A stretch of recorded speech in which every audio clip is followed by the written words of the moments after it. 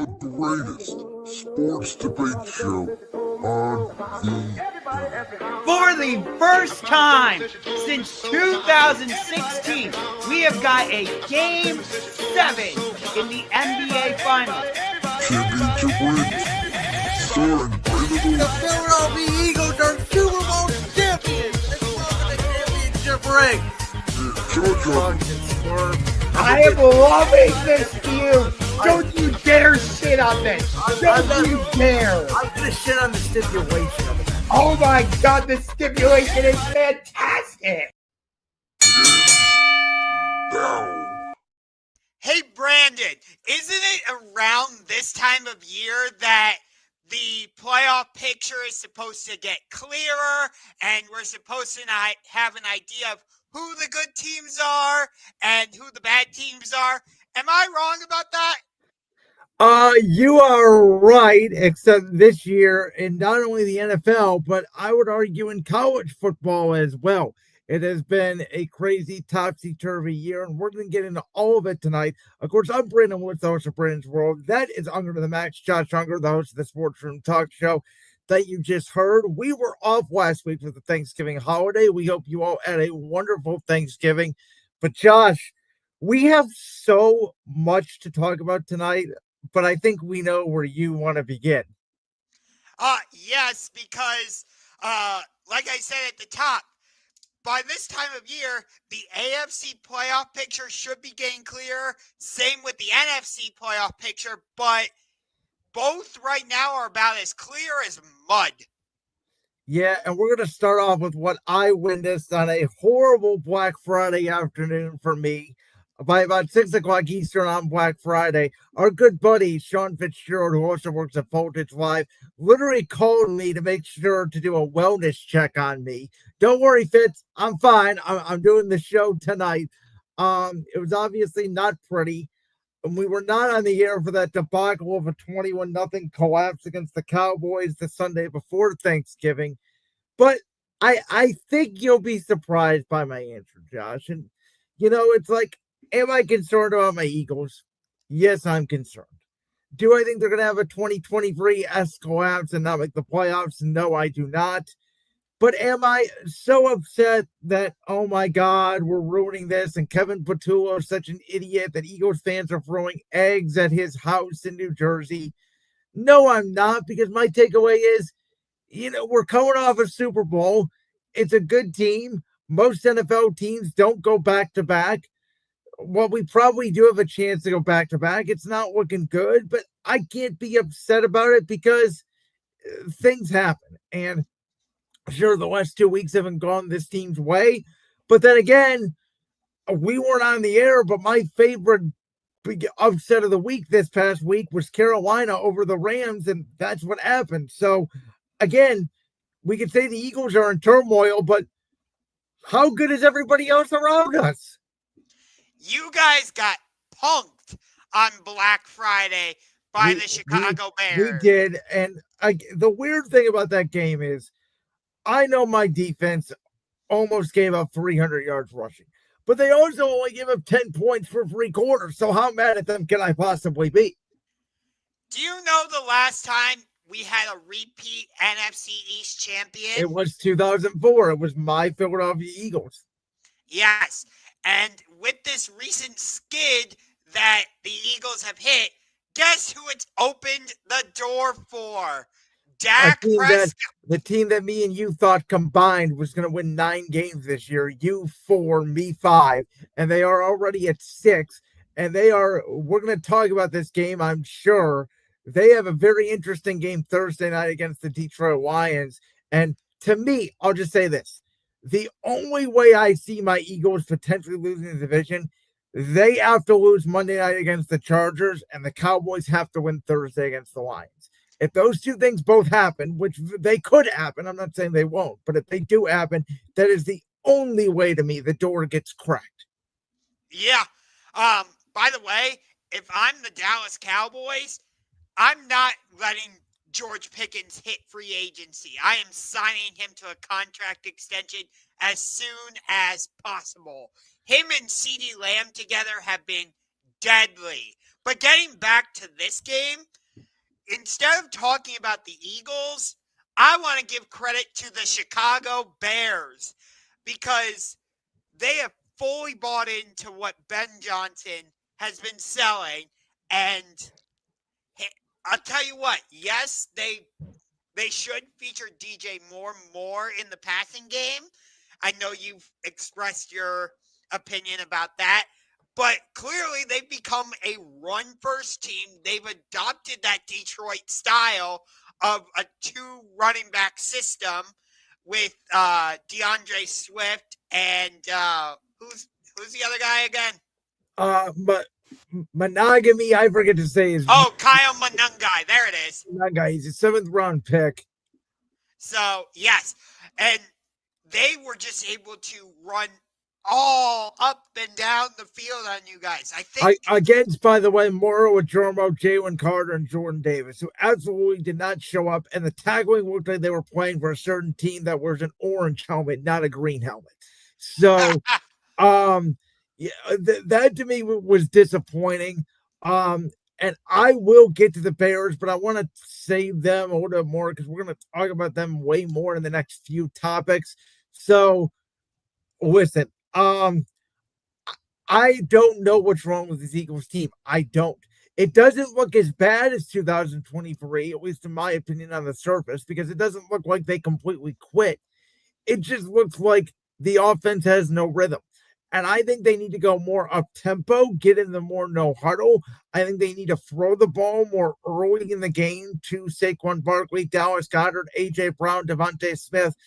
Finally, on that note, I looked up the stats.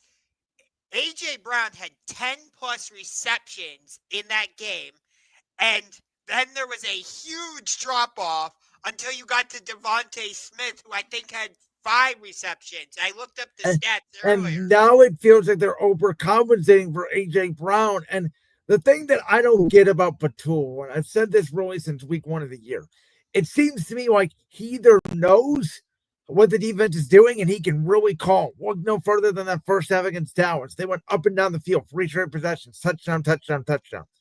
And then it's like the defense adjusts, and he has no idea how to adjust to that, which is my concern. Because there's times where, like that drive to A.J. Brown at the start of the second half, where it went bang, bang, bang, throw the ball to A.J. Brown, touchdown, 5 plays. How hard is that? It should not be that hard to get these guys more involved in the game plan. That's what I don't understand.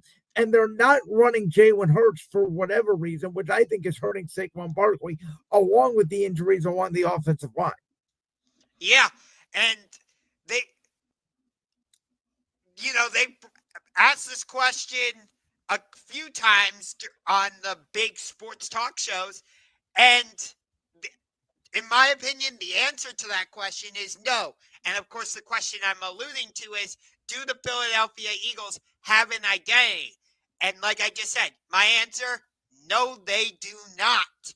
I think that they just think at this point that it's going to be 2024 and they're going to find a way to fix it and everything's going to be fine. And clearly it's not. I thought the Bears game, way more than the Cowboys game, because you can say what you want. Dak Prescott's always had great numbers against the Eagles. I thought it was going to be a close game. It happens.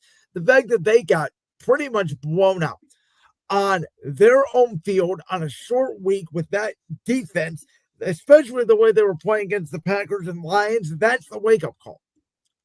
Yeah. To go from giving up, 10 points to the Packers and 6 to the Lions? It was 9. No, it was 7 to the Packers, 9 to the Lions. Okay, so you gave up a combined 16 points. That's what it was.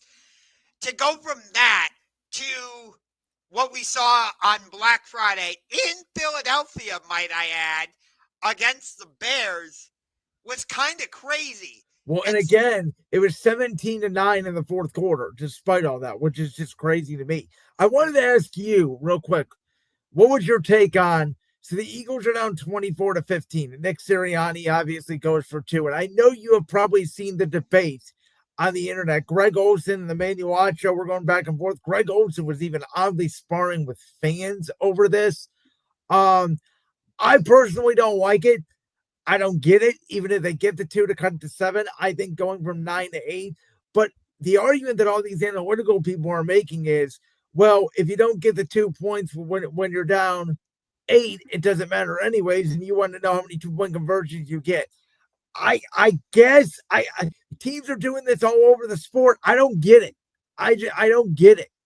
Yeah, teams have become a lot more aggressive, and at times it almost feels like they forget they have kickers. Look at the Detroit Lions, for example. What'd they go for? 4 or 5 times? Well, that's the other thing. Dan Campbell has forgotten. He thinks Dan Campbell's playing like Madden. I mean, they used to be the best 4th down in the league. Now, again, is that a Ben Johnson thing? Was that what made Detroit special? Was Ben Johnson and all the trick plays and all the crazy things to work on 4th down, and now it's not working? Like, I don't know, man. This football season's weird. It really is. And the wacky thing is, the teams we thought were going to be good really haven't been. And the teams we kind of wrote off, they're the teams rising up. Think about it. Right now, the Chicago Bears are the #1 seed in the NFC. Like, who saw that coming? So we both have the Bears being the 7th seed in the playoffs, and we both have them as a 10-win or 11-win team, and they're at 9 right now. And with their hard schedule coming up, they could certainly be, a 10-win team. They could be an 11-win team. But Josh, I wanted to ask you this question. So, I have a theory about what we've seen in the NFL this year, which is kind of what you mentioned. The bad teams that we thought were going to be bad are good, like the Indianapolis Colts, for example. Some people didn't buy in Jacksonville. They're now leading the AFC South. The Patriots, nobody thought would be this good. They're now the #1 seed in the AFC. And the teams that we thought were going to be great, Kansas City, Buffalo, Baltimore, Philadelphia, you can make the argument. Even Tampa, they feel very distant and could lose the NFC South to Carolina. So I think that is going to happen, by the way. So here's my theory.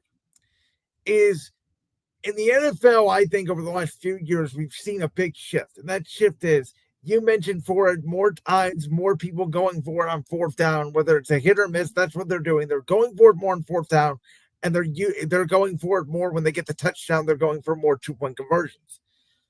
My thought is the NFL coaching has never been better, and quarterback play for the good teams has never been better. When you have those 2 combinations, it makes everybody in the league better. And then if you don't have both of those elements, aka the Browns, the Raiders, the Jets, the Saints, the Titans, the Cardinals, even let's say a team like Atlanta, you can't compete. We've seen New England, who had one of the worst rosters in the league last year, go from, they don't have a coach, to they hire Mike Vrabel. They're now the #1 seed in the AFC. The Bears went from Matt Eberflus not being able to manage a clock to starting this year 0-2 to now winning 9 out of their last 10 games. Last year, at the start of the year, the Panthers were an absolute train wreck. Now, all of a sudden, year 2 with Dave Canales, Bryce Young looks like he could be a franchise quarterback. I think this is the year. In the NBA, the last few years, we've talked about the changing of the guard with the young players coming into the league. I think this is now the NFL's changing of the guard, which is, we're not going to give up big plays. We are going to make you nickel and dime the way down the field. And we are going to have these coaches. The best coaches are going to stand out. And if you have a coach and you have a quarterback, you're going to compete. And it's making the top less predictable and the bottom more predictable. Yeah. By the way, we got Tank Bowl on Sunday because it's the Titans against the Browns. So that's not the Tank Bowl yet. Wait till week 16 when it's the Saints at the Titans. That's a real Tank Bowl. Oh, good Lord. But no. I mean, that's my theory. I mean, look at Minnesota, right? They go from 14 games last year. They won 14 games. What changed with the Vikings? One thing, quarterback. Honestly, with this Bears roster, yes, they redid the offensive line a little bit. I get that. But the major upgrade was Ben Johnson as a coach. New England, most of their upgrades actually, I would argue, came on the defensive side of the ball outside of Stephon Diggs. Their biggest upgrade was Mike Vrabel. Yeah, which the Browns had him in their building and they let him go out to New England. And here's the thing, though, right? Like, Kevin Stefanski's an offensive-minded coach. If the Browns had a quarterback, you can make an argument the Browns could be leading the AFC North right now. I could make the argument to you right now the Cincinnati Bengals could run the table and win the AFC North at 9-8 because they have Joe Burrow back. Yeah, you are 100% right. But you look at some of these teams, and it's just incredibly dysfunctional. Look at the Browns. Think about it. We've had 40 different starting quarterbacks. No, 42 to be specific, I believe it is, since we made our return in 1999. And under the Haslams alone, it's been absolutely ridiculous. You know, the amount of different decisions we've made. It wouldn't surprise me if Jimmy Haslam clears house again and Stefanski is out and Drew Barry is out. Oh, yeah. I mean, look at a team like the Patriots. For last year, they were one of the most dysfunctional teams of the week. We all felt like, yeah, Drake May's a good quarterback, but we don't know how good he is because he has no weapons. And, I don't know. They're about to clinch the number one seed in the AFC in probably a couple weeks, and people are talking about if Mike Vrabel and Drake May are the next Belichick and freaking Brady. I know. In one off season. And I mean, this isn't a matter of this time last year, Robert Kraft had made the decision, I believe already, to fire Gerard Mayo. And look where they are now. And again, yes, they brought in Travion Henderson, who's been picking it up late as a rookie. Yes, Stephon Diggs has helped the offense. But where's their major acquisition? I don't see anything that made you go, oh my God, look at what. It's not like the Patriots traded for Micah Parsons. No. But you know what Mike Vrabel brought to that organization? Stability. Let me just say this. Well, he brought a toughness and a culture because you can make an argument about stability, but technically, if you're going where I think you're going, the Browns have had stability technically for the last 6 years. Yes, but actually that's not quite where I was going, but I'm glad you brought it up anyway.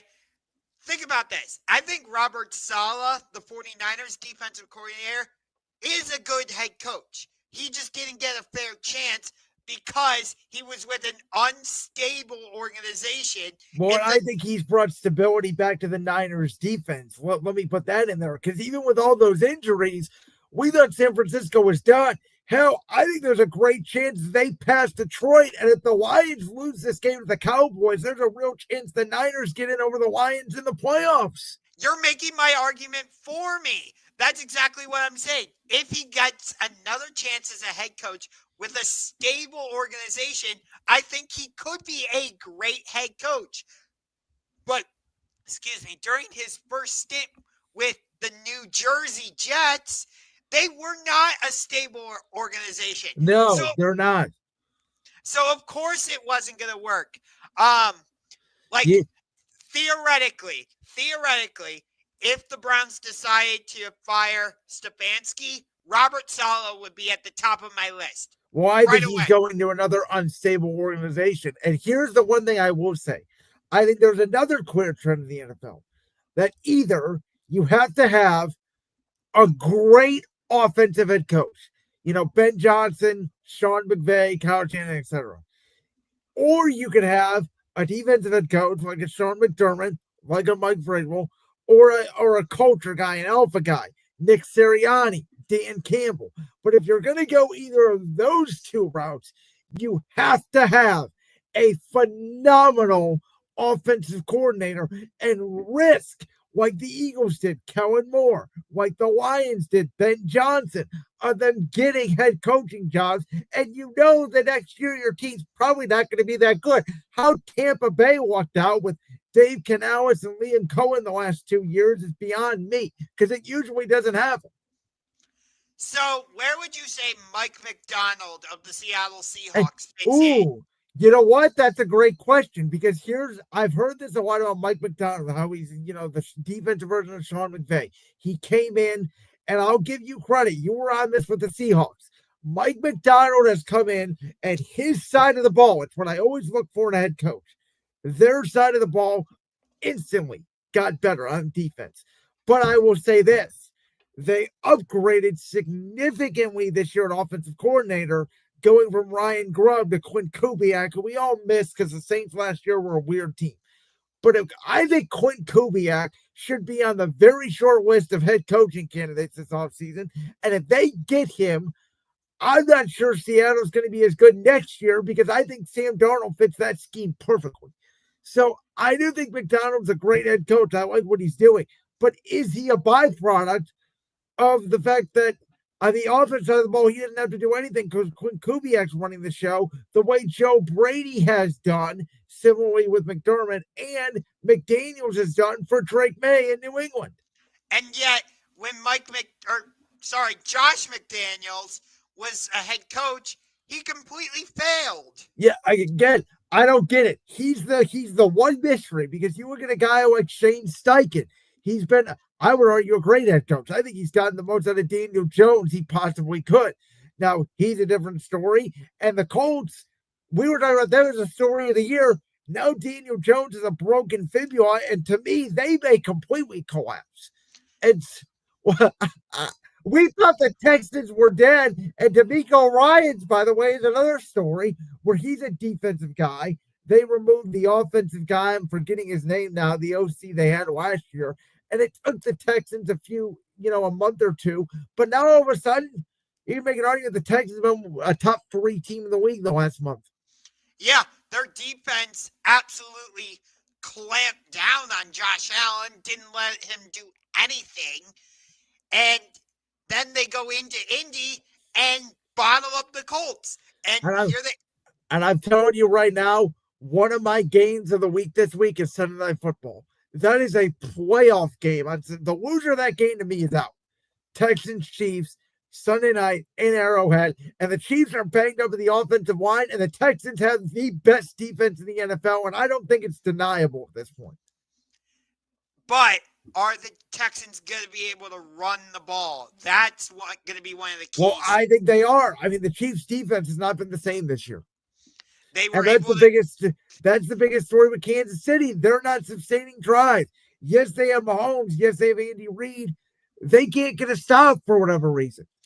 Do you remember when the Chiefs got Rashid Rice and Xavier Worthy back together and we're like, and they beat the hell out of the Raiders and the Commanders. And by the way, the Commanders, Dan Quinn and Cliff Kingsbury, they were fighting like hell. They should have beat Denver Sunday night. They really should have. I don't know what the story is there. I mean, I'll be honest. I thought, hand up here, I thought the refs had the money line of the Denver Broncos. I thought they were trying to screw over the Commanders. They missed a tripping call. Then they called Mariota for that ridiculous intentional grounding, which was not intentional grounding at all. I mean, I don't know what to make of the NFL this year, man. I don't. But to answer the question on the screen, I truly don't know. For a little bit of transparency, I'll tell you, my eye test tells me it's New England. From every team I've seen, I think they're the best.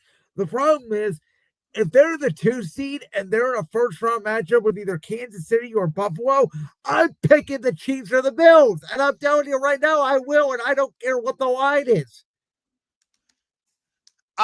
Okay. So it's interesting we're talking about this because I did power rankings earlier today, and again, Denver Broncos fans, I'm sorry I left you out at first. I actually had to add them in. Hold on. We got to address that real quick live in the air. Josh, how do you forget the team that you picked to win the AFC West this year, and the team that I think now they have the second best record behind New England, at least in the AFC, but I think in the whole NFL?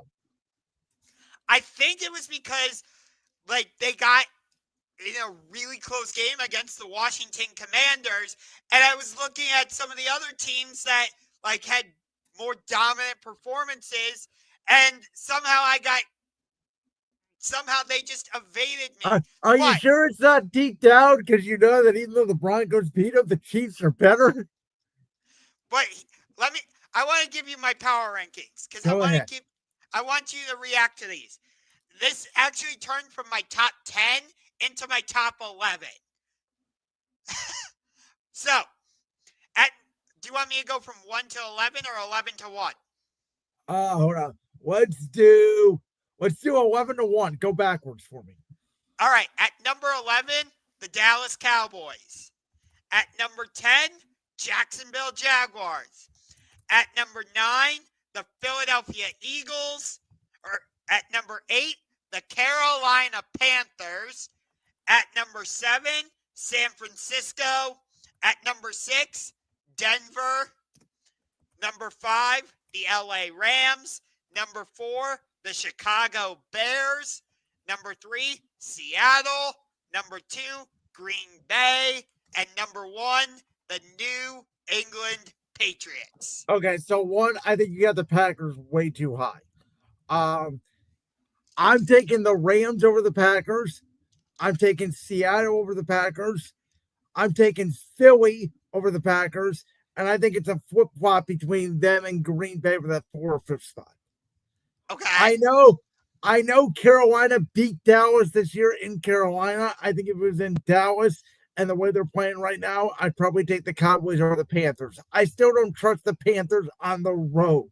That's my issue with Carolina. It's why I don't think they're going to overtake Tampa. I think Tampa needs to be in there over Carolina because I trust Baker more on the road than I do Bryce Young on the road. If Tampa was healthier in terms of their offensive skill position, I would have put them in. But they still don't have Mike Evans. As far as I know, they don't have Chris Godwin. Yes, they just got Bucky Irving back. And yes, they have Emeka Ibuka. But if they were healthier, I would have put them in. But because they don't have Mike Evans and because they don't have Chris Godwin, at least as far as I know, I've got Carolina ahead of them. That's fair. I by the way, I would flop, I think, Philadelphia and San Francisco. Okay. I don't think the Niners are that good. They have some good wins, but I'm just not impressed by them, even against the Browns. I thought that was a weird game. Their defense kind of led. Brock Purdy didn't do anything special. I still don't trust Brock Purdy in a big playoff moment. And I will absolutely, even though he has not played well over the last month, we know, and we've talked about this on the show before, when it comes to big playoff moments, give me Jalen Hurts. And I will wholeheartedly believe that. So that's why I flip-flop Philly and San Francisco. I would also take the Rams over Seattle. So I would probably flip-flop the Rams and the Seahawks as well because I think the Rams are better than Seattle. Well, yes, the Rams already beat the Seahawks in LA a couple weeks ago. I'll give you that. But I'm not just talking about that. That's what the eye test tells me because over the last 2 weeks, Sam Darnold has not played well. They could have played me or you and beat the Minnesota Vikings. Their offense didn't have to do anything. No.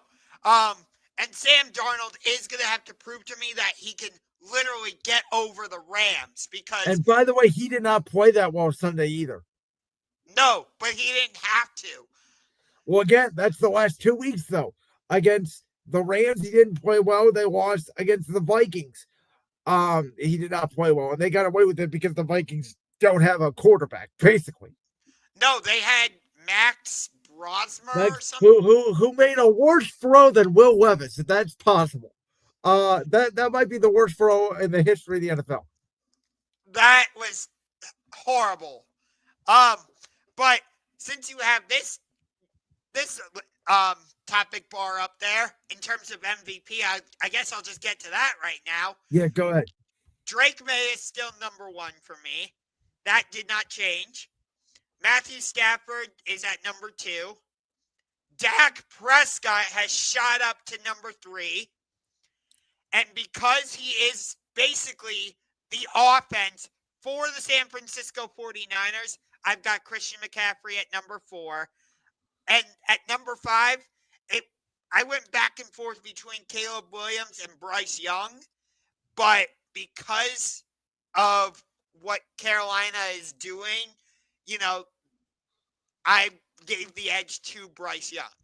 And Caleb doesn't have the numbers. And I like the fact that you dropped Jonathan Taylor out of the conversation because he has not had the same November that he had in September and October. And again, I think it's possible the Colts don't even make the playoffs. Yeah.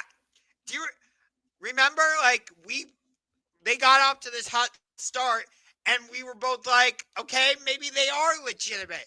But then you look at who they beat, they haven't really won at games against anybody legit. Yes, well, I will say they should have beat the Rams in LA. That fumble by Mitchell cost them that game. And they should have beat Kansas City in Kansas City. Yes, but they did not. And they only beat the Broncos because of the leverage call. Yeah. So you take that game out of the equation, who have the Colts really beaten? And remember, their big acquisition, Sauce Gardner, he's now dealing with a calf injury. So the only gripe I have in those rankings, I would flop Stafford and Dak. I think Dak's right behind Drake May now as the number 2 candidate in the NFL for MVP because of the expectations. Going into the year, Matthew Stafford, we thought his back could be hurt, yes. But we said if healthy, the Rams are a Super Bowl contender. I believe you even put them as the number 1 contender to the Philadelphia Eagles in the NFC at the start of the year. With the Cowboys, we both thought they were going to be a bad team. They were tanking. We both thought Dak Prescott may ask for a trade.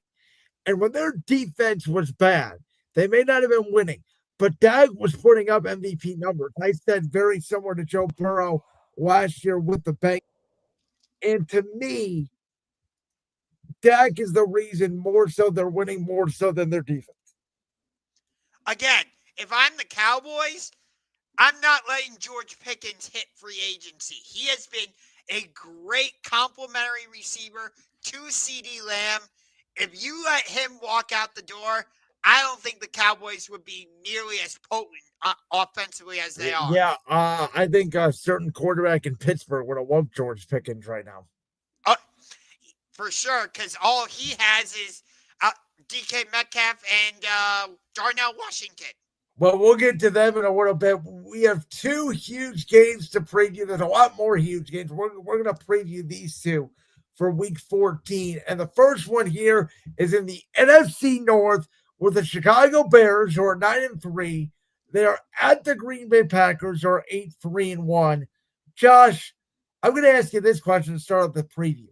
Are you shocked, like I am, that the Packers are almost a touchdown favorite in this game at home? Yes. And to be frank with you, yes, this is the oldest rivalry in the NFL, but this is the biggest game I can remember since maybe 2013, Week 17. I would say 2010, the NFC Championship game. Yeah. Prior to this game, that was the big game I could remember was the 2010 NFC Championship. The 2013 game didn't even dawn on me because, yes, it's supposedly a rivalry, but Aaron Rodgers, Brett Favre, now Jordan Love have all dominated for the Packers, and the Bears have been, quarterbacking in wilderness. And maybe Caleb Williams is finally going to be their compass, but that remains to be seen. By the way, did you see that the Bears-Packers game in Week 16 got Week 16 is going to be 8:20. Eagles-Commanders is going to be at 5 o'clock. I did see that. Yes, on Saturday. I originally thought they were flexing that into the Sunday night game, which is currently Bengals at Dolphins. No, they'll flex Patriots, Ravens into that. They announced these 2 Saturday games before the season. They just never announced a time, and they can't flex out Saturday games. So these are going to stay. So actually, I like your Patriots-Ravens pick, but this other one I would mention to be flexed in would be that Jaguars-Broncos game. But getting back to this game, it's interesting because this is the first of 2 meetings that they're going to play each other in 3 weeks. The Bears will host the Cleveland Browns in between these 2 games, while the Packers will be at the Denver Broncos.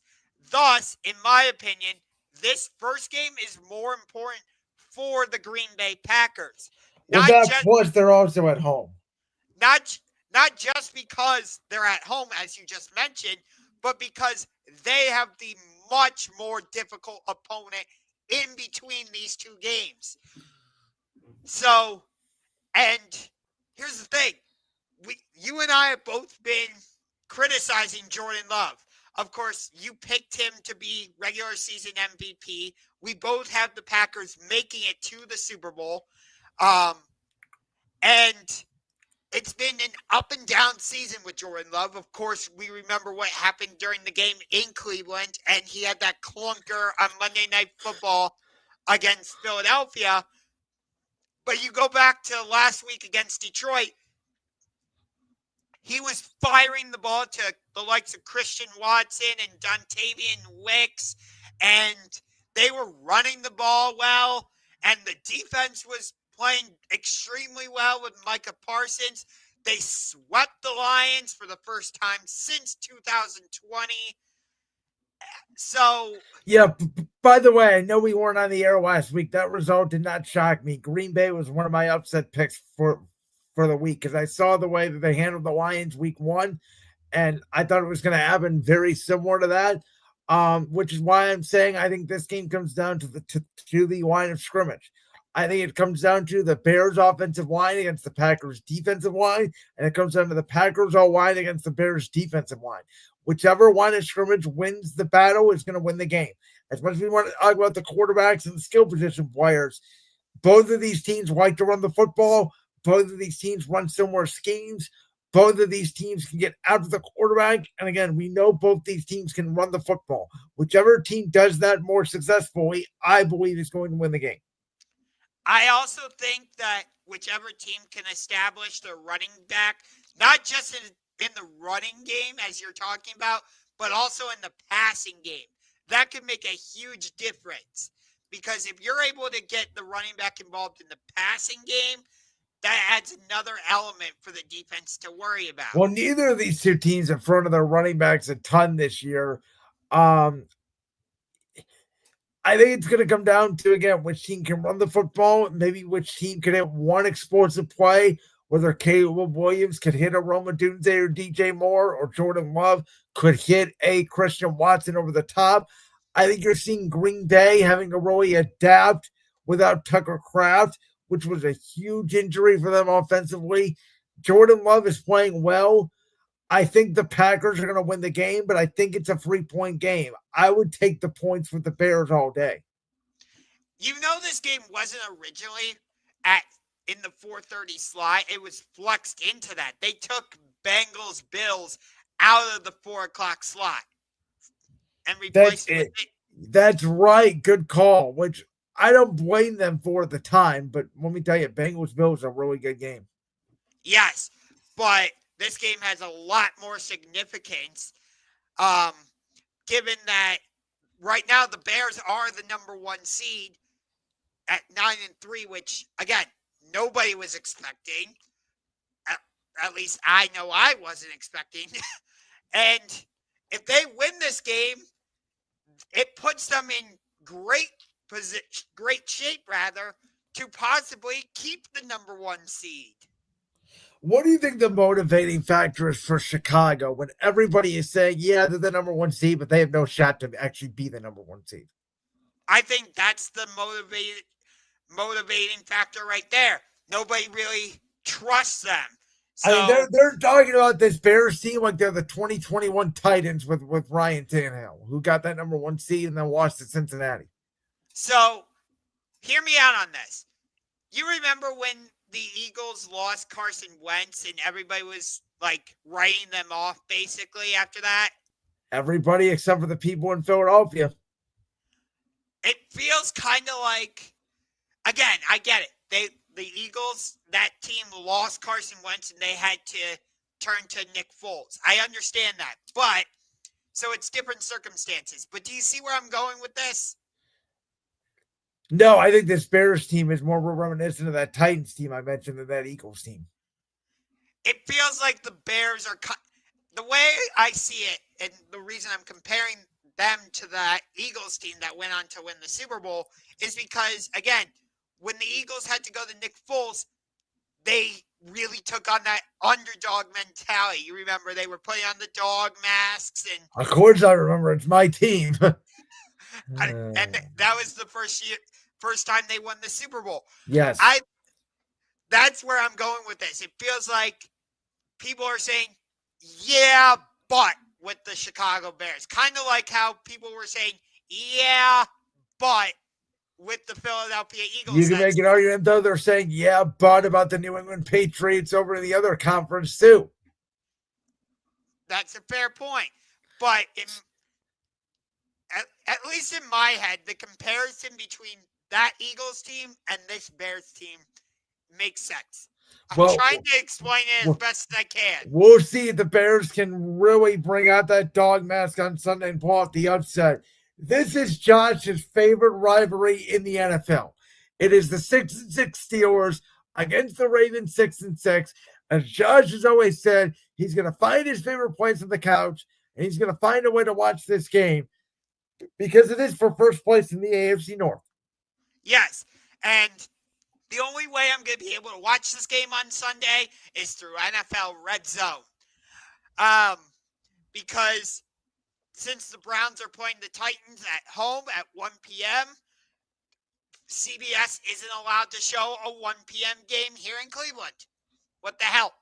But, yes, this is my favorite rivalry in all of the NFL. For me, it is a top 3 rivalry in all of sports. This has been one of the fiercest rivalries I can remember. You've had the greats like Joe. I have to mention him, Joe Flacco. You've had Troy Polamalu, Big Ben, Hines Ward, Ray Lewis, Terrell Suggs, Ed Reed, countless others. You've had, they always play each other twice a year, but God, they've played each other a third time in the postseason at least 7 or 8 times. Of course, they had the 2008 AFC Championship game. You had the game late in the season in 2008 in Baltimore when Ben Roethlisberger got his nose dislocated and they readjusted it. You had the Antonio Brown game where he stretched the ball over the goal line.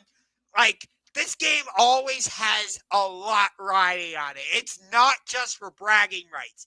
It's for AFC North supremacy. And it's no different in this game. Steelers-Ravens should not be a 1 o'clock game. It should never be a 1 p.m. game. Never.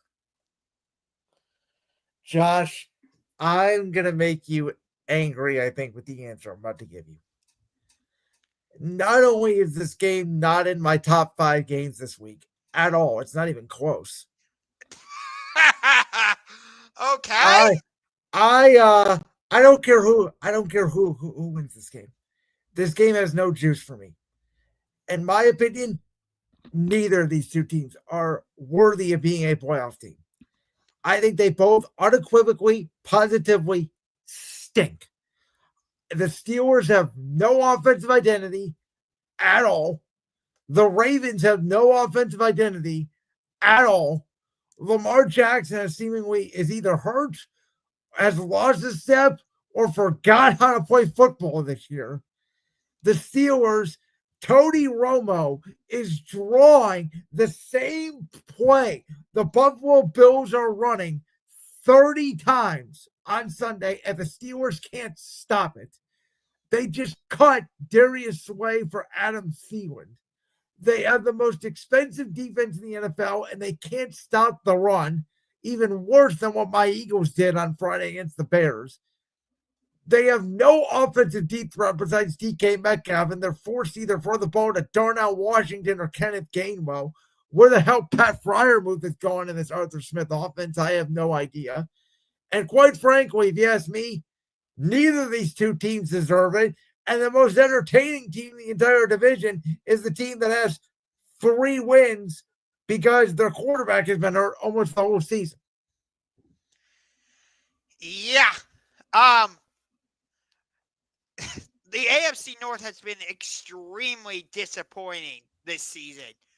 From the Ravens all the way down to the Browns. All 4 teams have been extremely disappointing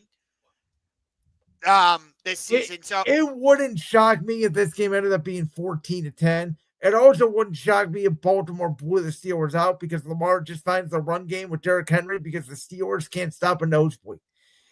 Well, we thought the Ravens would do that against the Bengals, but this guy did not. This guy actually picked the Bengals to upset the Ravens. So no, that is wrong.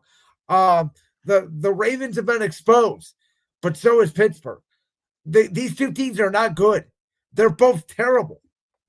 I know, but for me, it's still.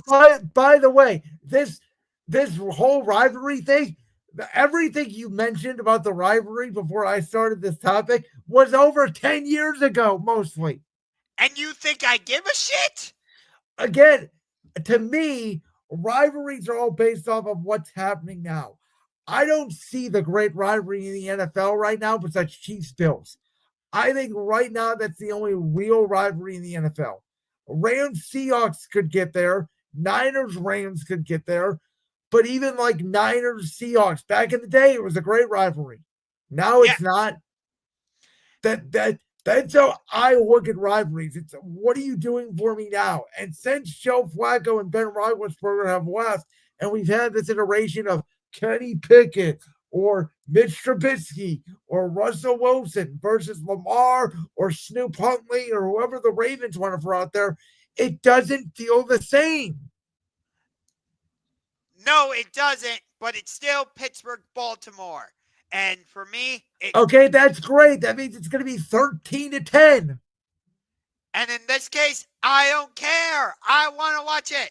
Well, how about this? If both teams were 1-15 going into week 18, hypothetically, would you still want to watch it? Probably not.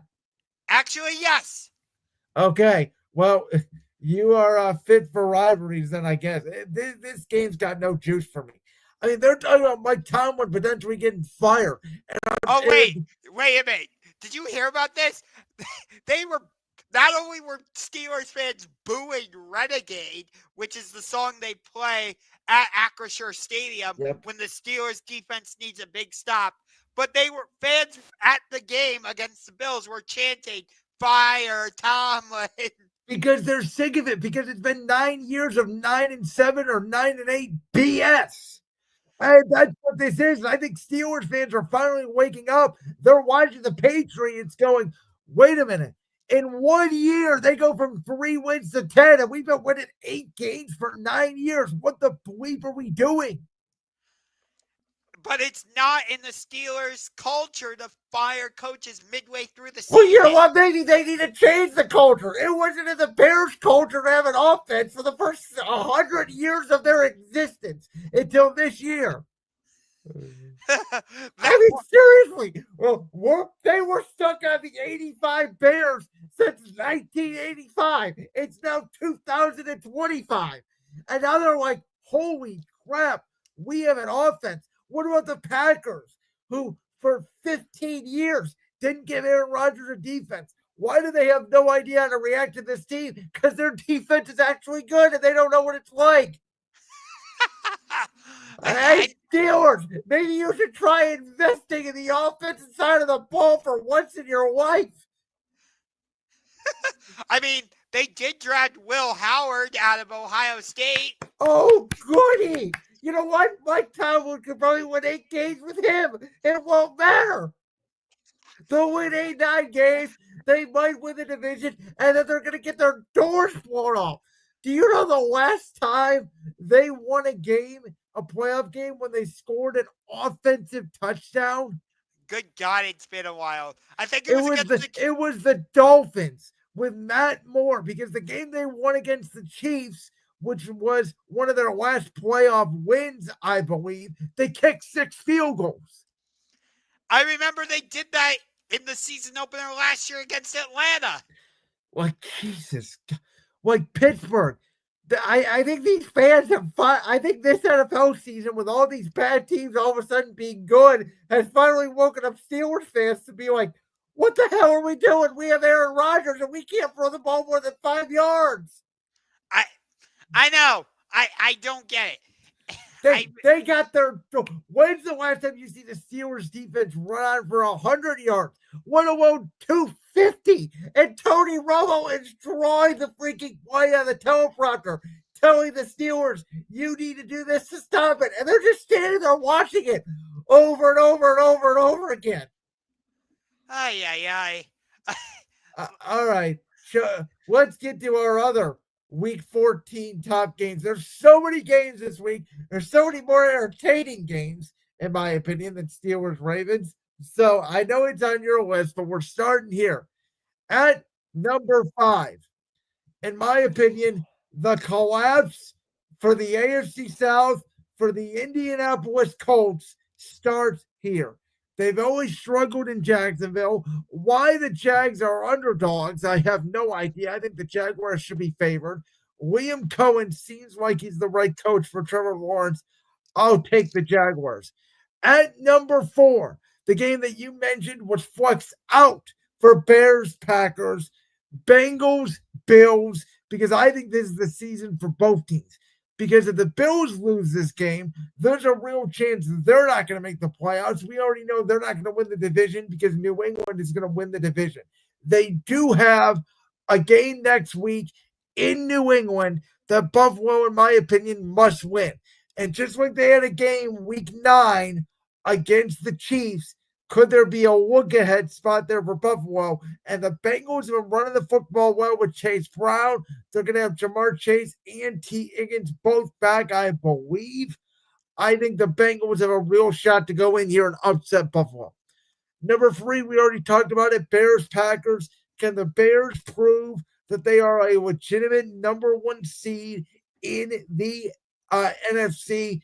And for the Packers, can they take back control of this division with a big win against their division rival? Number 2, I mentioned this earlier. This is a playoff game for the Houston Texans and the Kansas City Chiefs on Sunday Night Football. I know you're going to have the game on mute, Josh, because I know that you can't stand listening to Chris Collinsworth talk about Patrick Mahomes. He's going to be talking about a lot about Patrick Mahomes potentially being on his back a lot if Danielle Hunter and Will Anderson have their way. And then number 1 to me, this feels like a shootout. I think this will be the most entertaining game of the week.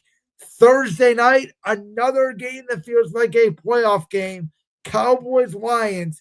I do think the loser of this game will not make the playoffs. If Dallas runs the table, they not only have a chance to win the division, but they would have a chance to also sneak into the wild card if they cannot get the division. For the Lions, obviously, if they don't make the playoffs, no matter how the season ends, no matter what their injuries look like, it would be a disappointment. So here we go. Thursday night, Sunday night, 2 1 o'clock games, the 4:25. The number 6 game on my list, by the way, was Eagles-Chargers. So Steelers-Ravens at best was 7 for me. Okay. I actually did a top 6 list. So I'm bending the rules a little bit. My honorary mention is actually Titans-Browns, even though it's 2 terrible teams. It's Cam Ward against Shedeur Sanders. If you remember, all the talk leading up to the draft was Cam Ward is going to go number 1, and Shedeur Sanders is going to be shortly behind him in the first round. Well, that's not how it played out. Cam Ward goes number 1, and then Shedeur falls all the way to the 5th round. Now they're set to go head-to-head in a matchup of 2 terrible teams. But if the Browns win, they pick up their 4th win of the season. And surprisingly, they're not eliminated from playoff contention yet, which is shocking. But still, so that's my honorary mention. At number 6, the game you also have at number 6, if Justin Herbert was healthy, this game would be higher. Eagles, Chargers. If I feel like this is going to be an Eagles home game, even though it's in LA, because, well, SoFi hasn't really felt like a Chargers home game or a Rams home game, although more so Rams than Chargers, I would say. But still, I like the Chargers, but if Justin Herbert is out, it takes some of the excitement and interest away from this game. And the fact that the Eagles are having a total offensive identity crisis, it takes some of the intrigue away from this game for me. At number 5, no, I will not have the TV on mute. I'm willing to listen to Chris Collinsworth this time around. Does it change a tune? What changes the tune? Because the last time I did that and tried to listen to the game through the ESPN app on radio, I couldn't get the broadcast. Okay. So you are right. This is a playoff eliminator.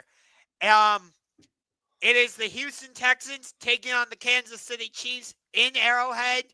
And I think that's what gives the Chiefs an advantage. The fact that it's a night game in Arrowhead. You know how well Patrick Mahomes plays in Arrowhead during night games. And I think he might be able to find his rhythm. But if Danielle Hunter and Will Anderson have a say, he might end up on his backside. But by the same token, I don't fully trust Houston's offensive line.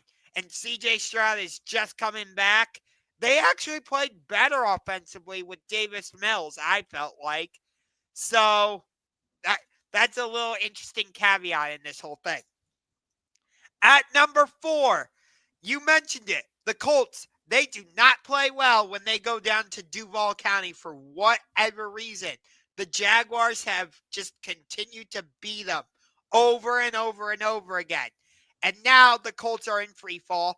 And here the Jaguars are, even without Travis Hunter and Brian Thomas not playing his best, they are now currently, leading the division. And Jacksonville has already played their 2 games against Houston. Indy, I believe, still has another game against Houston left. And these 2 teams have to play each other again down or up in Indy. I believe that is week 16, if I'm not mistaken, or maybe week 17. But either way, I think this game is more important for Jacksonville because because you want to show that, yes, we are a legitimate contender. At number 3, I've got the Dallas Cowboys taking on the Detroit Lions Thursday night football. Amon-Ra St. Brown, we'll see if he's healthy for this game. I don't expect Sam Laporta to be healthy. This game is indoors, so the weather's not going to be a factor. I don't trust Detroit's defense, and I think they're going to be without Terry and Arnold, so I expect Dak Prescott to go nuts. But it will be a shootout because that's just how Dan Campbell is. But if I had to make a prediction right now, Dallas is walking out of Detroit with a win. Yeah, you know what scares me about that is everybody's on the Cowboys. And I feel like I should be on the Cowboys too, and I'm doing it in spite. Fair enough. At number 2, the Chicago Bears at the Green Bay Packers. This game was flexed into the 4:30 slot for this week. It was absolutely the right decision. I would have suggested they flex out Texans Chiefs, but they obviously didn't. But we know the playoff implications. They play each other twice in the next 3 weeks. Like I said, I think it's more important for the Packers because they will be at the Denver Broncos next week before playing at the Bears, whereas the Bears host the Cleveland Browns. So even if Chicago loses this game, they get a get-right game next week. So it's more important for the Packers. And at number 1, this should be no surprise, Steelers-Ravens. No explanation needed. All right, well, Josh, you're the bigger college football guy than me on the show, but we had a crazy rivalry weekend in college football that was arguably overshadowed by another story that we'll get to in the next topic.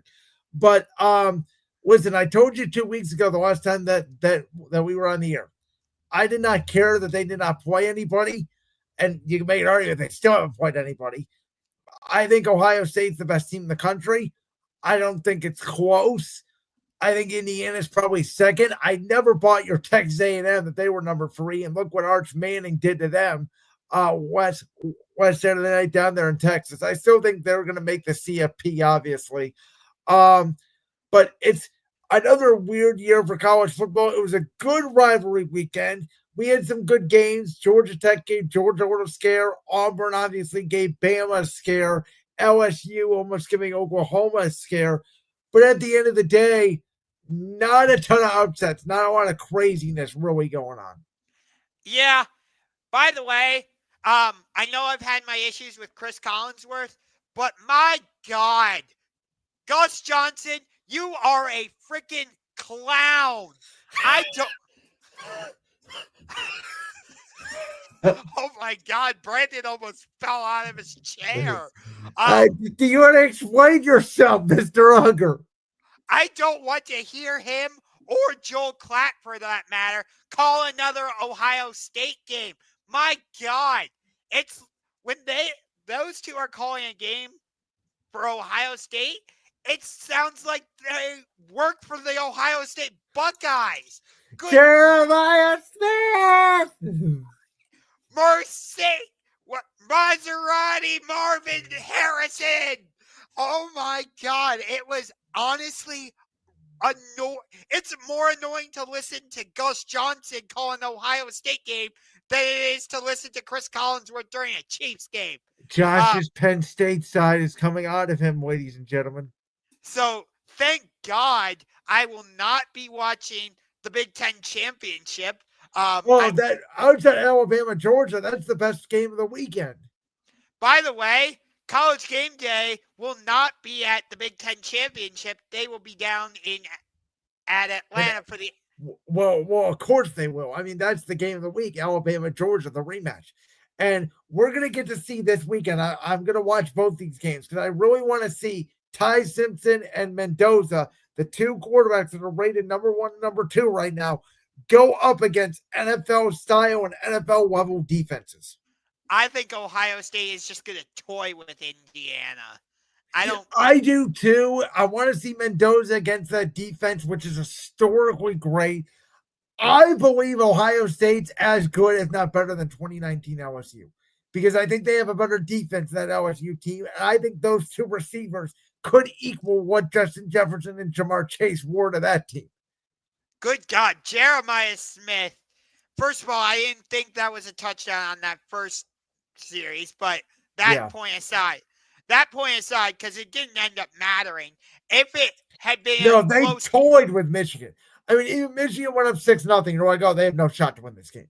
Yeah, even when Michigan was up early, I was like, yeah, Ohio State's still going to win. Whatever. Yeah, I mean, it was 17-9. It felt over, and Matt Patricia's been a wizard there. Ohio State just says it's the talent, but it's also their coaching. What Ryan Day has done since that Michigan debacle last year, I'm sorry, I don't mean to sound like an Ohio State homer because you know I'm not. You just watch them and you go, they could beat the Titans, the Raiders, the Jets, the Saints, and probably the Browns. I don't know because of the Browns defense, but they're better than like 4 NFL teams. So the Georgia-Alabama game isn't the only rematch happening this weekend because you also have BYU Texas Tech, which is a rematch. I don't care about that game. To me, we have 9 playoff spots decided to me. And the Big 12, the Mountain Championship, and the ACC Championships are going to decide the other 3 spots, and none of those teams have a shot to win the national championship.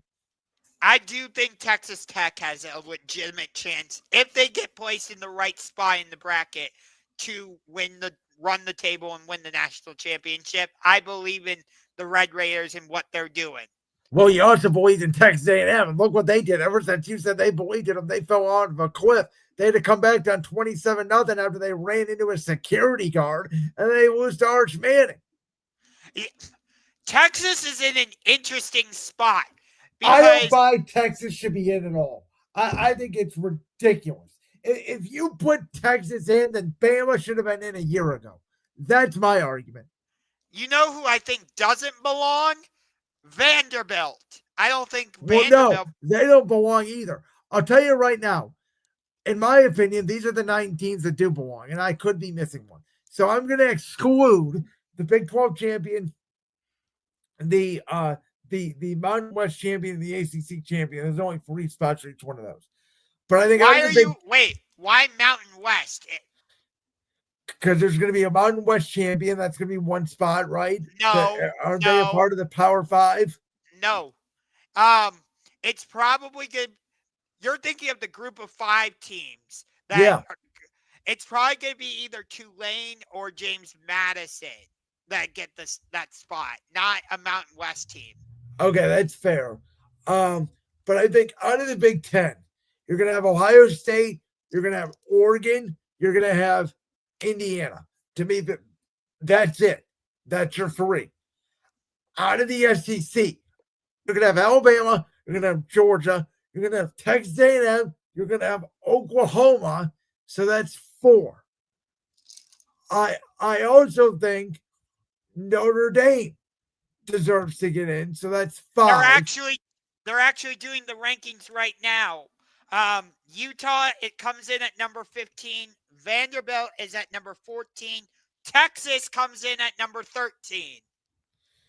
Okay, that's right. That's about right. That's where I would have Texas. I don't think you should have 3 losses and deserve to get in.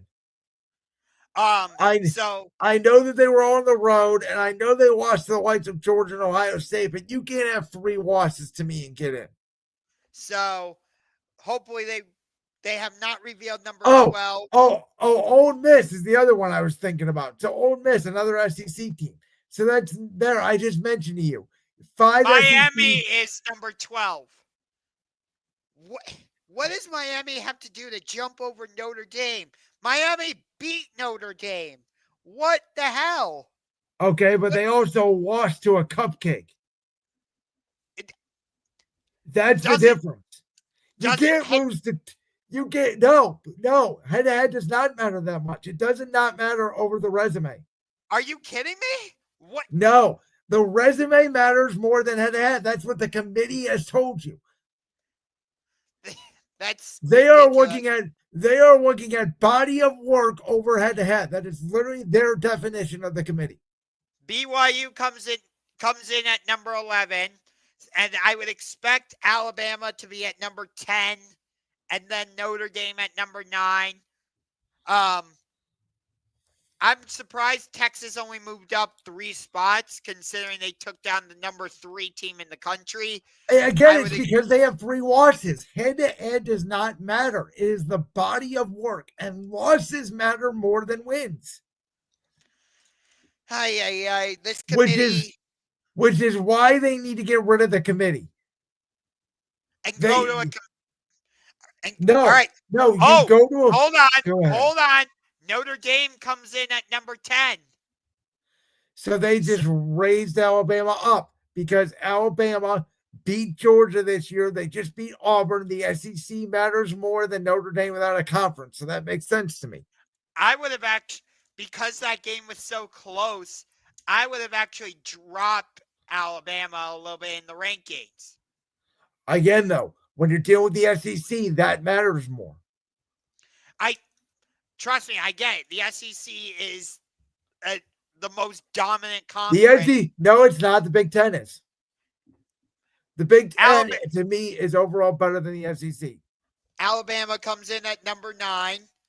So, just as you predicted, I would expect, let's see, maybe this is where Texas A&M goes. I'll let you know once they reveal it. It has not come up yet.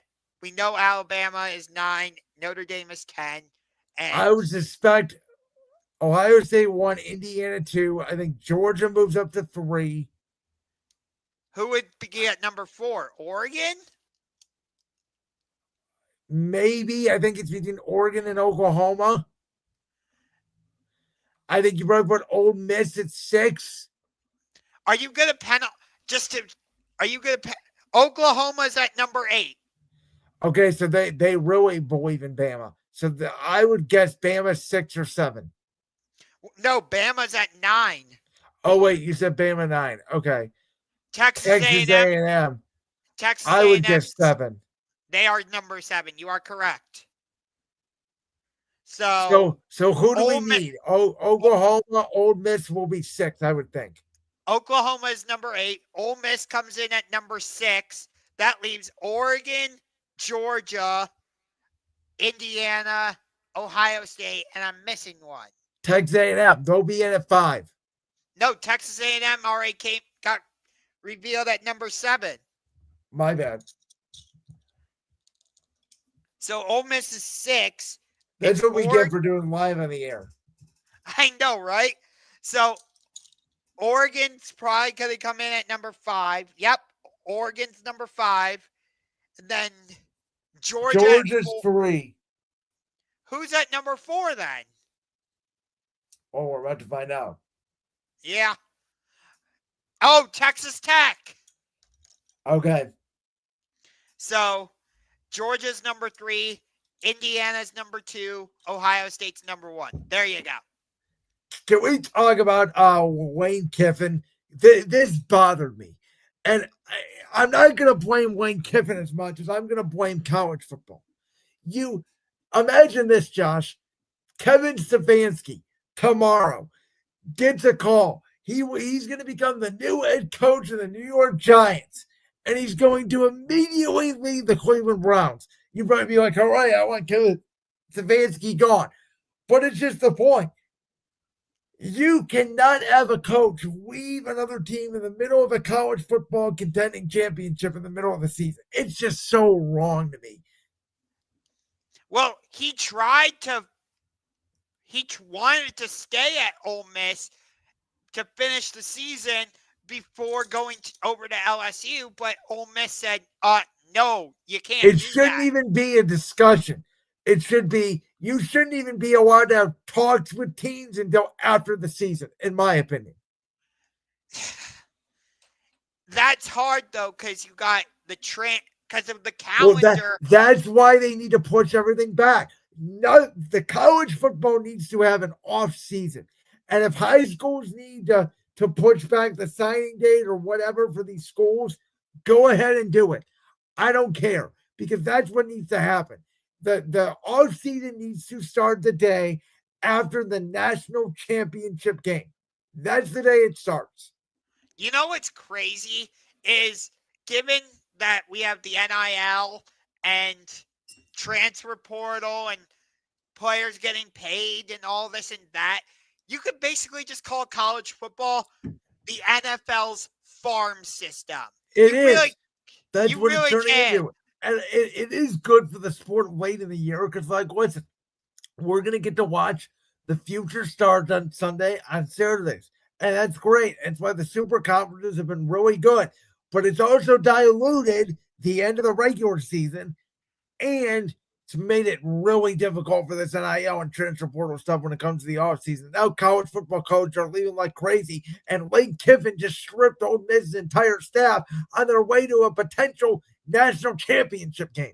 I mean, they had a real shot to make the national championship game and then get pounded by Ohio State, but they had a real shot to make it. Yeah, by the way, Lane Kiffin is allowing his offensive coordinator, Charlie Weiss, to stay at Ole Miss to finish the season before coming over to LSU. So there's that little nugget. But yeah, and by the way, I think it's like if they win the national championship, they get to pay Wayne Kiffin a certain amount of money or something. But Wayne's a snake in the grass. He's a louse. He really is. I didn't like this at all. This is terrible for the sport of college football. That this was talked about more on College Game Day than the rivalry weekend in college football, which is supposed to be so sacred. That basically Lane Kiffin turned this into a LeBron 2010 decision. He really did. And do you remember when Florida fired Billy Napier earlier this season? People thought he was going to go there, and quickly the Gators were kind of removed from the conversation, and it only came down to LSU and Ole Miss. Like, if he went for the NFL at the end of the season, I wouldn't have been mad at him. He had that right. Jim Harbaugh did it a year ago. But did you ever hear oh my God, Jim Harbaugh is for sure going to win Michigan? We heard inklings of it, maybe the week of the national championship, but it was mostly having to do with the scandal. It wasn't like, oh my God, Jim Harbaugh's out here publicly flirting with the Chargers to pay him more money. Yeah. And Lane Kiffin was publicly telling LSU and Ole Miss, whichever one of you will pay me more money. And I believe he got similar offers from both schools. It's a joke. Now, by the way, I'm not going to say I'm rooting against him. I'm not going to say I'm rooting for him. I think he will do well at LSU, but I think it's going to take more time than he thinks. I think there's a real possibility they don't even make the college football playoff next year. I mean, the SEC is brutal, and he gets to play Ole Miss next year. And how are you going to look those players now at LSU in the eye and say, boys, I got your back, when I just turned on Ole Miss less than 2 years into my tenure? And I believe that game is at Ole Miss, if I'm not mistaken. Yeah, they're going to need extra security. They're going to burn down the building. I know. Yeah. It's a disgrace. I'm angry about it for the sport of college football. That every year at this time we do this about college football. This is supposed to be the celebratory end of the season, that we're going to celebrate all these great athletes and the seniors in their final games in the college football playoff. And yet all we do in college football is talk about the committee and coaches leaving. We don't talk about the on-field product when it's at its best. I know. By the way, what I said about the NBA. So I have a problem with the NBA now.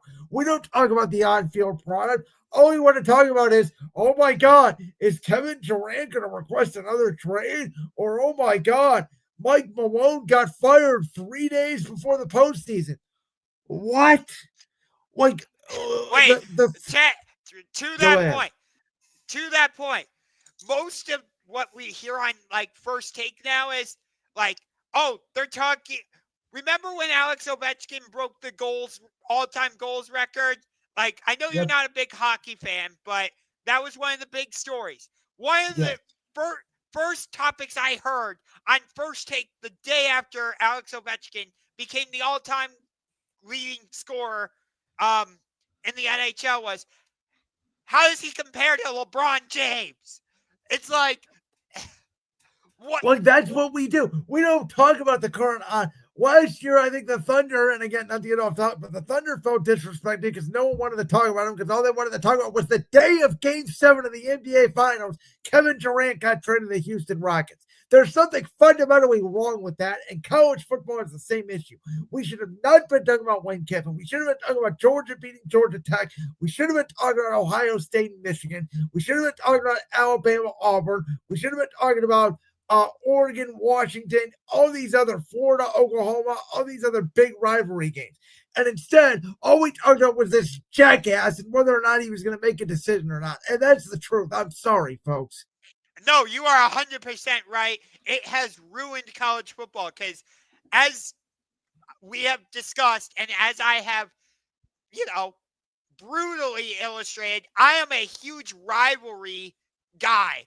I love the Oregon-Washington rivalry. I love the Ohio State-Michigan rivalry. And instead of talking about the impact of what happens if Michigan wins a 5th straight time against Ohio State, or what happens if Auburn beats Alabama, or some of these other what-if scenarios. And that wasn't even the conversation. That part didn't even come up. It was, Ohio State or Alabama is probably going to win. But let's talk about Lane Kiffin. Or let's talk about, this BYU coach maybe going somewhere. And then they had to step in. They had to step in and say, the BYU coach is going to stay. And, then they started talking about Bill Belichick. Well, what the hell? North Carolina's irrelevant. What the hell are we talking about North Carolina for and Jordan Hudson? Give me a break, man. So, by the way, it sounds like the BYU coach is going to go to Penn State. The two sides have mutual interest, but the BYU he just said he's staying. Oh, well, last I heard, there was mutual interest between him and Penn State. He just But told people today he's staying. okay, maybe I'm wrong, but that's the last I heard was there was Again, mutual. now we got to talk about Penn State's head coaching search. That's what they're going to spend all this week on. Well, now who's Penn State going to hire? I don't know. I think the number 1 and number 2 team in the country are playing this weekend. Yep. No disrespect to your nifty Lions, but that's the truth. No, I don't take any disrespect from that. And think about this. You know, we have 2 big college basketball games going on. I haven't heard a peep about them. It's the ACC SEC Challenge. You got the Florida Gators, the reigning defending national champions, playing at Cameron Indoor against the Duke Blue Devils. Then you have the North Carolina Tar Heels taking on the Kentucky Wildcats. You also have UConn playing at Kansas. So I hope you respect that I'm giving up watching those games to do this show, by the way. I do respect that a lot. And I respect your dedication to college basketball because I think that's the one thing that hurts it. They are going up against college football, the NFL, NBA, all the seasons pretty much. I know. By the way, I'm probably going to the Cleveland Hoops Showdown, or Cleveland Hoops Classic, rather, on December 13th. Ohio State is taking on West Virginia at Rocket Arena. Speaking of hoops, let's ahead. dive into this real quick as we're going to end our show. J.B. Bickerson and the Detroit Pistons. You called this for the season. I'll give it to you. They're the best team in the East. They're not the best team in the West because that team's got a chance of breaking an all-time record. But they remind me a lot of the Cavaliers team that JB had where we were a really good team and then choked our brains out in the playoffs. But to answer the question directly on the screen, are they the biggest surprise in the NBA thus far?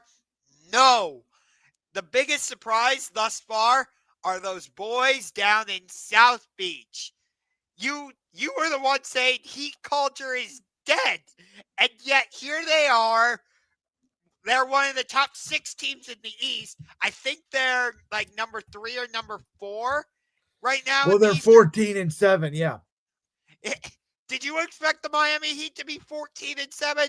I know no, I didn't. I did not, but I certainly didn't expect the Pistons to be 13-4. I'll tell you that. I think on the negative side, I didn't expect Indiana to be this bad to the point where they can barely win a game. They're 4-17. Yeah, Miami's, by the way, Miami is 14-7. They are 3rd in the East. And by the way, who called it that the Toronto Raptors would be a top 6 seed? You did. It's also still very early. We got to remember the NBA season hasn't hit till Christmas yet. But usually if you're 13-4, you're going to be a top 6 seed. So as long as the Pistons stay healthy, I mean, I think Cade Cunningham could be an MVP candidate this year. Though if the Thunder go 74-8, it's going to go to SGA again because he's going to get 30 points a game from the free throw line. Oh, stop calling him a free throw merchant. Well, he is. Again, here we go again. How many points per game did he average from the free throw line? About half his points. He's just that good. But He I'll can't tell be you, that good when he's barely got the ball in his hands. The refs are already blowing the whistle. I'll tell you this. One of the biggest disappointments thus far has been our hometown team. What the hell? We don't care about the regular season. That's why I'm not calling us disappointed. We're playing Naquin Tomlin and Jalen Tyson and whoever the hell else we're playing out there. We're not even playing our guys. We gave up 41 to Peyton Pritchard. Yeah, well, we're giving up 40 to everyone. No one's playing defense in the NBA. Have you seen these scores? They're like 125 to 120. I know. Let me float this idea out there. I didn't think I was going to suggest this, but remember, we made that trade with Indiana for Karis LeVert, and I did like the addition of Karis LeVert. So just hear me out. Indiana gets Jared Allen. The Pacers give us Obi Toppin and a first-round pick. Are we ready to put Mobley at the 5? That's what it comes down to. I kind of like the lineup of Mobley at the 5 and Dean Wade at the 4.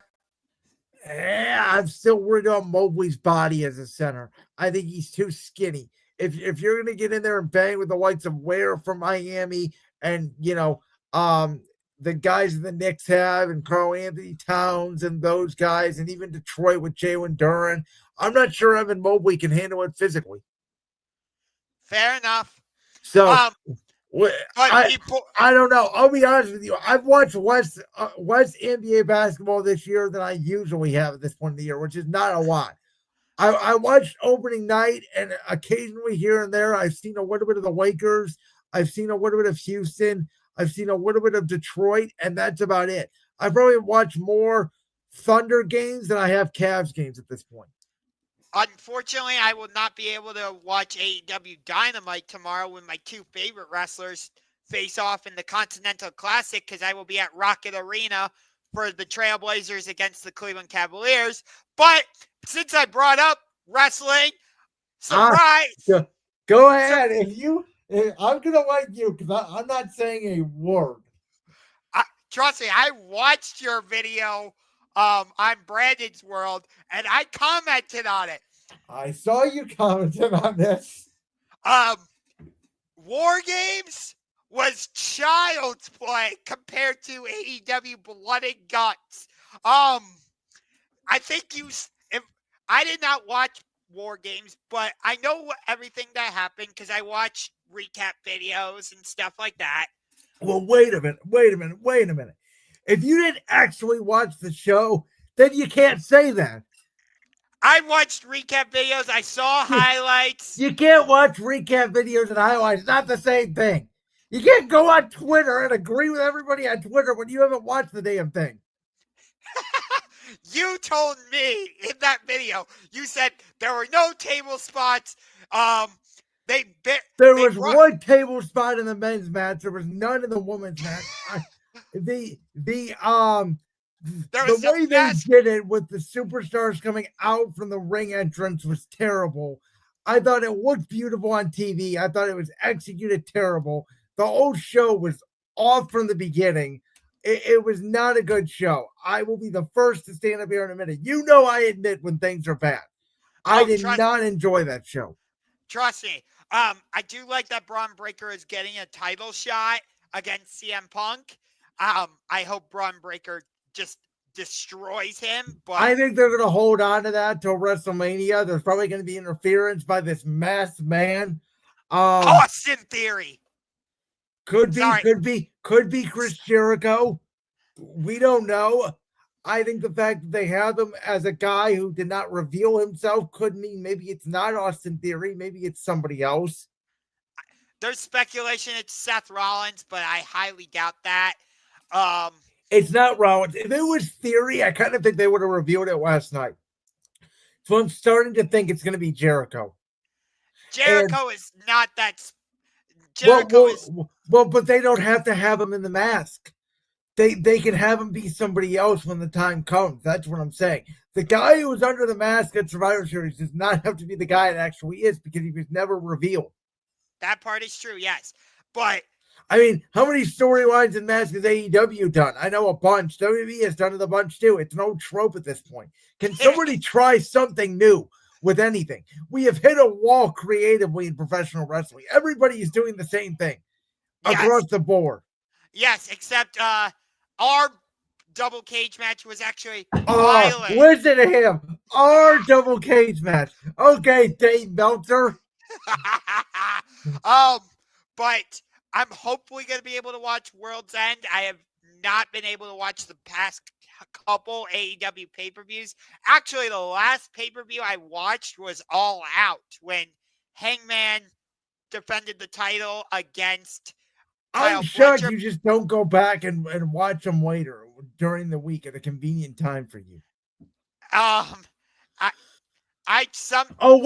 do know why, because they're 6 hours long. And yet I still get great wrestling out of it. You may get great wrestling out of it while you're sitting there going, those fans in the arena, I've heard them say, you say you see people commenting. I see people commenting saying, I had to leave because I had to catch my train home, Tony Khan. If AEW ever brings a pay-per-view to Cleveland, trust me, I will be one of the first ones in line, and I ain't leaving. I Well, will trust stay. me. Well, trust me, Tony Khan is going to be, hey, Tony, how your POEs been this year? Well, I think we had a great Wednesday night dynamite because Tony Khan has no idea how to answer any media questions whatsoever.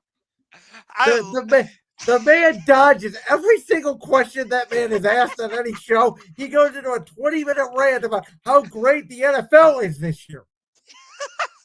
His tweets are entertaining to read. I'm not going to Oh, lie. man. Well, you know what? That was a fun last 5 minutes of the show. Next week, we do have to talk about John Cena's last match. I will be there.